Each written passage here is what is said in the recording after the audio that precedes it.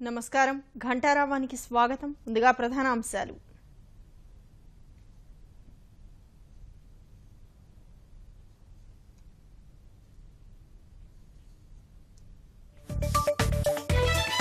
నిర్వహించే అంశంపై చర్చలు కొనసాగాలి.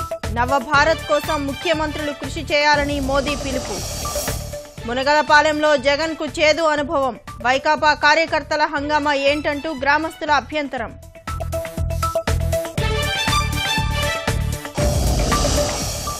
తమిళనాడు రాజకీయ పరిణామాల్లో జోక్యం చేసుకోం. జయ వారసత్వాన్నే ప్రజలు కోరుతున్నారన్న వెంకయ్య.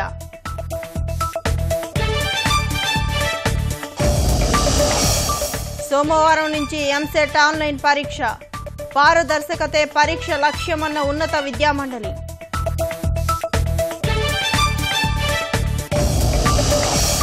రాష్ట్రంలో కొనసాగుతున్న భానుడి భగభగలు.